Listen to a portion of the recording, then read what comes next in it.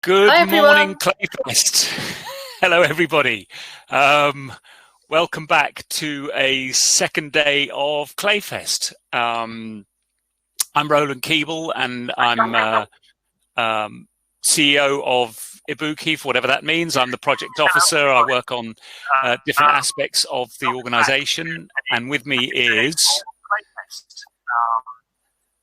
I'm Roland Keeble, and It's Louise. Hello, I'm getting terrible feedback, so I'm a bit confused. Can everyone else hear this? Yeah, I don't know why that is. Have you got two bubbles open? It's Louise. Hello, I'm getting terrible feedback, so I'm a bit confused. Hold on, let's see if we can sort this out. Can everyone else hear this? How about now? That's much better. I think it might have been me. I think I might have been in the room as a participant watching myself as a because it's been a bit of a last minute excitement coming on stage. But hey, you can see we're real people. Yeah. So, so Louise, can you introduce yourself? Yeah. Hi, everyone. I'm Louise Hailstrap. I have been excited by Eibuki and on the exec for a few years now, not that long. And my main job is I'm a senior lecturer at the Centre for Alternative Technology in Machynlleth in Wales.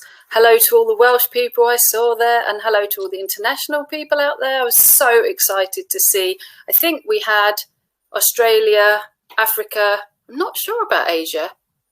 India. But, Europe, did we have Antarctica covered? North America, South America. So it's really exciting to see you all, despite it being a bit weird. We are trying to play to our strengths, and I think one of them is the international context.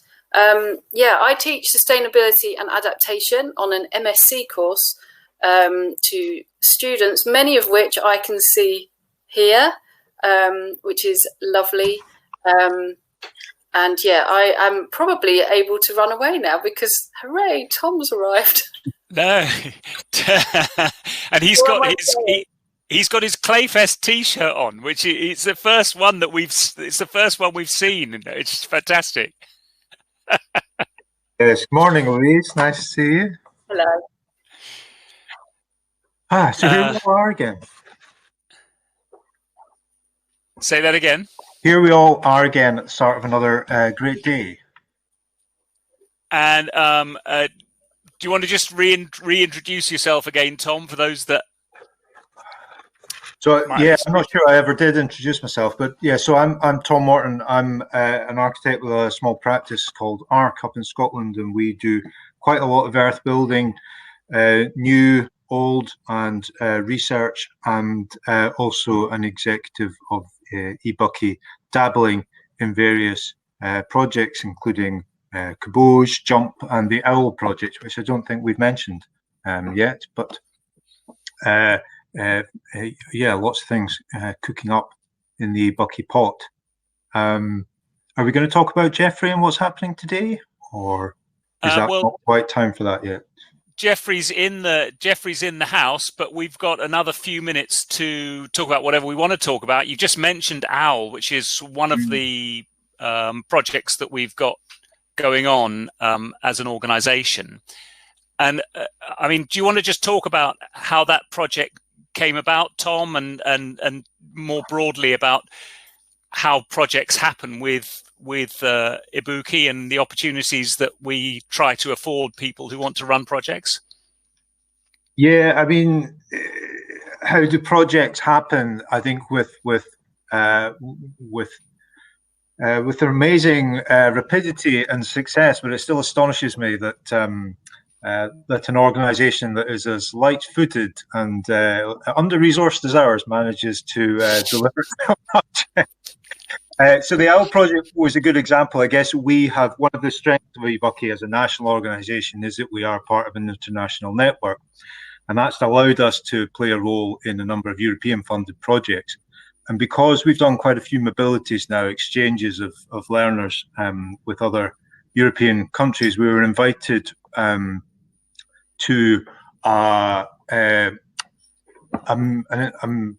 meeting in Santiago de Compostela in Spain a couple of years ago now to look at putting together possible projects for the next round of Erasmus Plus. And Roland and I both attended that and kind of had a sort of an intense speed dating with lots of organisations from all kinds of cultural sectors across Europe, and kind of hot housing for ideas for projects.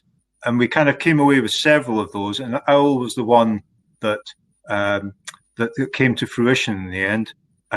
So the OWL project, which stands for Our Way Heritage Lives, is a project. Now I've got to get this right.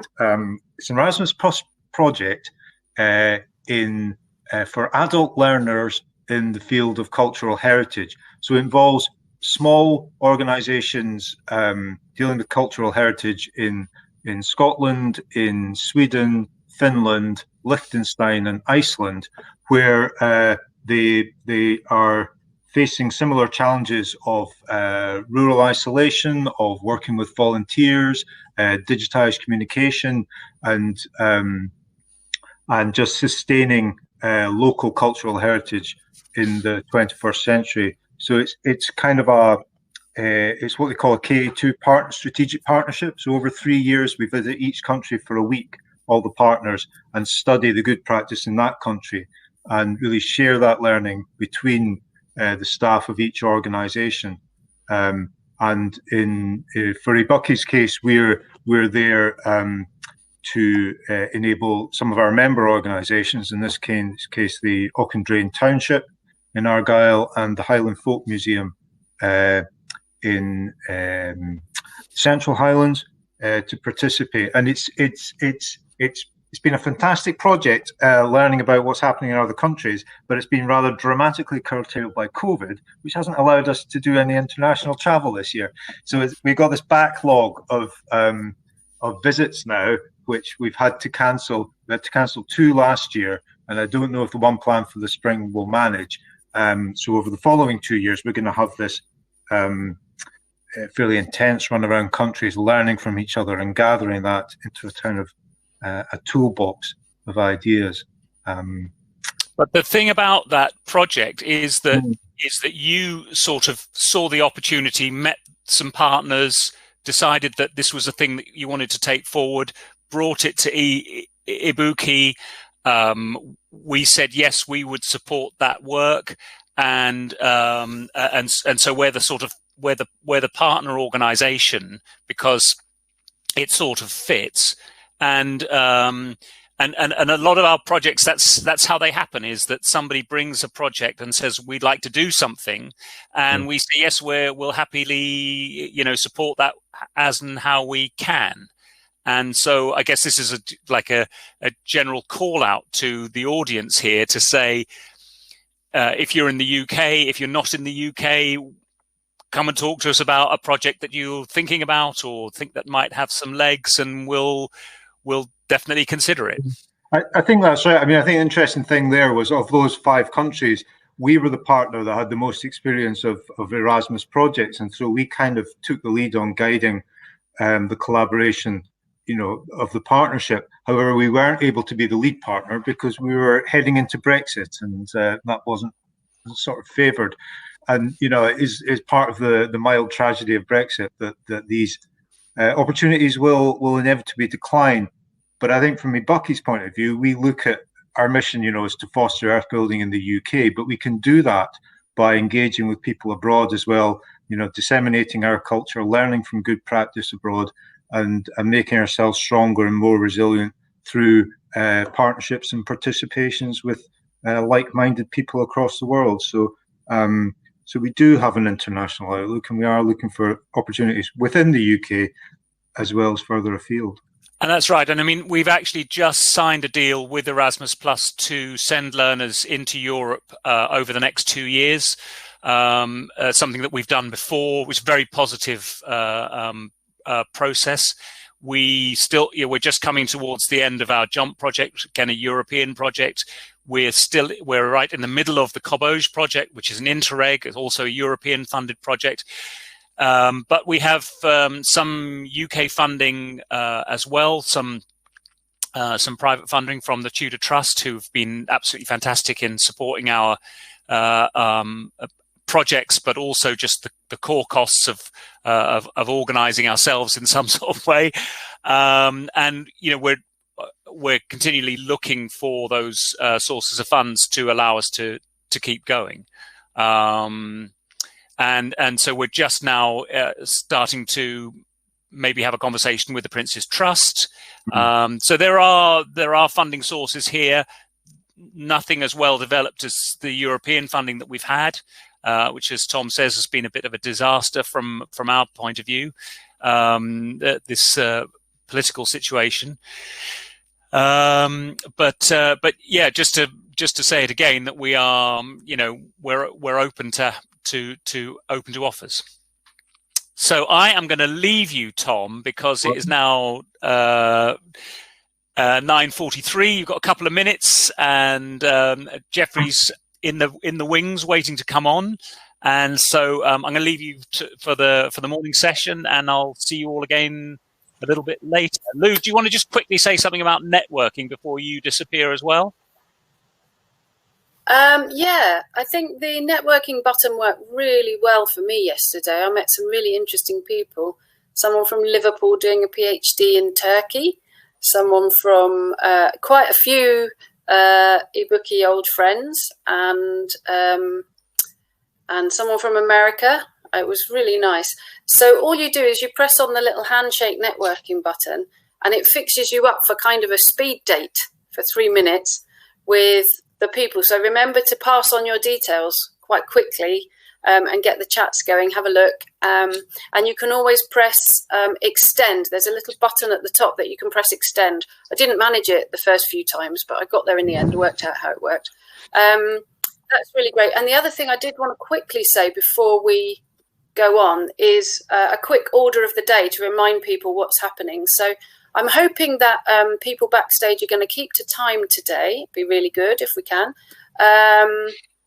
And we're going to, first of all, look at have a chat with Jeffrey, who's the famous podcaster and natural builder, before going on a break. And then we're going to be looking at an ex-CAT alumni, Lizzie Wynne, who's a natural builder in North Wales, who's really got some exciting stuff around using what we have around us. So using, if it is waste materials, and waste materials as well as the earth and other things. Then we've got Tim Baddesley looking at cob and tyre and looking for. And then we've got Tom designers. Then we've got Tom Woolley. And then we've got the academic Tom. Lou, you're breaking up. You're breaking up. We're going to come back. We're going to come back and Wales. Talk about the program again. We'll pick up the program again at lunchtime. So yeah, I'll see you later, Tom. Okay, see you, Roland. So now to kick off today, we have Jeffrey Hart. Now, at last year's Clayfest conference at CAT, that placed the focus on the trainer's experience, and this year we wanted to give a platform to the trainees. And because we want to broadcast that discussion as widely as possible, we asked Jeffrey Hart to help by producing a Clayfest episode of his Building Sustainability podcast. He doubled that effort and produced a special two-parter, which some of you hopefully have been watching and listening to. As you hear in the podcast, the trainees demonstrate tenacity and flexibility to find opportunities to learn and develop. They also have no problem articulating where they feel the gaps are. Their personal stories and reflections challenge us as a community to look at how we nurture skills and learning opportunities and do better for one another. It's clear creating visible networks and cash really help. Those concerned to support heritage interests and environmental sustainability have a shared interest in investing in these skills. If you're part of an organisation doing this sort of work or can suggest where Eibuki can look for funding support, then please do email eibuki.co. One of the common threads of the 4 trainees we hear is that they all take a sidestep into earth building after higher education and other work. Despite making inquiries in the short time we gave him, Jeffrey wasn't able to track down any trainees who've taken a more direct path into building. We know that those voices are missing here. If that's your experience or sounds like somebody you know, please let us know you're there, and we'd really like to hear from you. So with no further ado, I will hand over to Jeffrey, Kit and Mickey.